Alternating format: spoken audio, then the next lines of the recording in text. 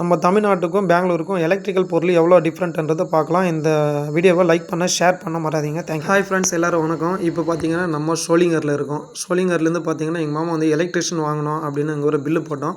இங்கே பார்த்தீங்கன்னா 90,000 போட்டாங்க. சரி மாமா, இங்கே வந்து இதுக்கும் நம்ம பெங்களூருக்கும் எவ்வளோ டிஃப்ரென்ஸ்னு பார்க்கலாம் அப்படின்ட்டு பெங்களூர் கிளம்பிட்டோம் நாங்கள். இப்போ வந்து கரெக்டாக காலையில் 9:45. இந்த வீடியோவை ஃபுல்லாக ஸ்கிப் பண்ணாமல் பாருங்கள். கடைசியில் வந்து என்ன சொல்லியிருக்காங்க, எவ்வளோ ரேட்டு ப்ரைஸ்ன்னு கடைசியில் சொல்லியிருக்கோம். கண்டிப்பாக இது கடைசி வரைக்கும் பாருங்கள். இருந்தாங்கன்னா கூட்டின்னு போனால் வாலாஜா வந்துட்டோம். பார்த்திங்கன்னா வாலாஜாலாம் கேட்டு பார்த்தோம். அங்கேயும் கொஞ்சம் எங்களுக்கு மனசுக்கு வரல. அதோட மறுபடியும் சரி பெங்களூருக்கே போயிட்டு வந்துடலாம் அப்படின்ட்டு பஸ்லேயே ட்ரெயின்லன்றப்போ பஸ்லேயே போகலாம் அப்படின்னு பார்த்தோம். பஸ்ஸில் வந்து வேலூருக்கு போயிட்டு அங்கேருந்து போனோம்.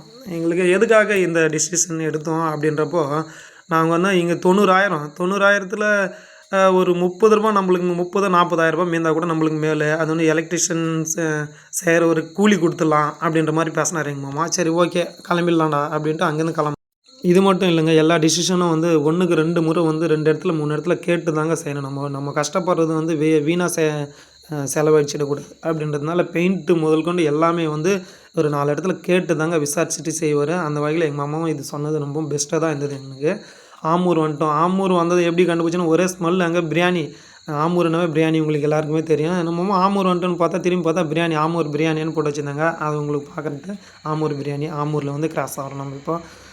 ஓகே, இதுக்கப்புறம் பார்த்தீங்கன்னா நான் பஸ்ஸில் அப்படியே தூங்கிட்டேன். பெங்களூர் போயிட்டு தான் நான் ஏந்துக்கினேன். எங்கள் மாமா தான் அதுக்கப்புறம் பார்த்துட்டே இருந்தார். இது பாருங்கள், பெங்களூர் கிராஸ் ஆன பிறகு நான் அதுக்கப்புறம் காட்டுறேங்க. அங்கே போனோடனே பெங்களூருக்கு போனவுடனே பார்த்திங்கன்னா எங்களுக்கு நல்ல ஒரு மரியாதை. போய் அந்த இண்டஸ்ட்ரியில் கடையில் உட்காந்தவுடனே அவங்க நல்ல ஒரு டீயா காஃபியா அப்படின்ற மாதிரி சொன்னாங்க.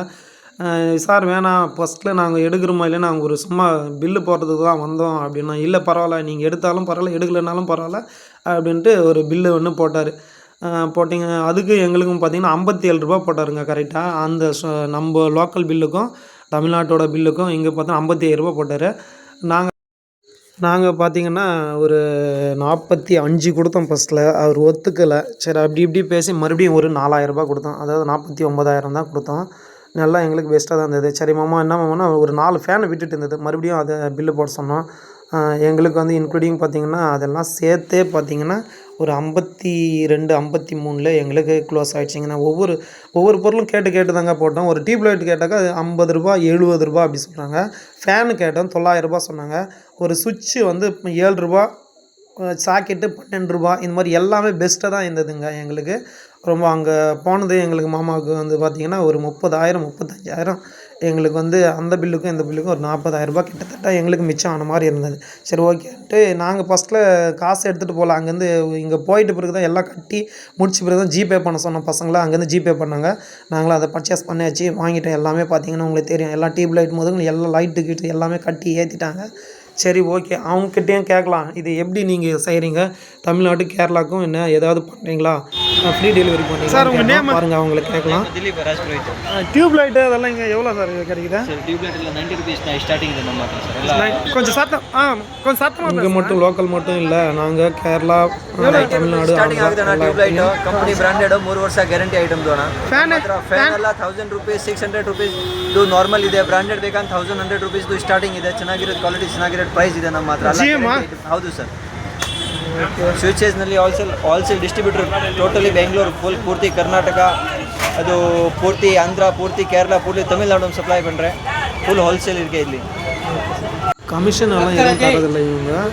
சார் தமிழ்நாடுல நீங்கள் தமிழ்நாட்டுக்கு டெலிவரி ஃப்ரீ டெலிவரி பண்ணுறீங்களா? தமிழ்நாடுக்கு தான் உள்ள வேணும் ஃப்ரீ டெலிவரி பண்ணி தரேன். பெஸ்ட் ரேட்டு, பெஸ்ட் குவாலிட்டி தான்.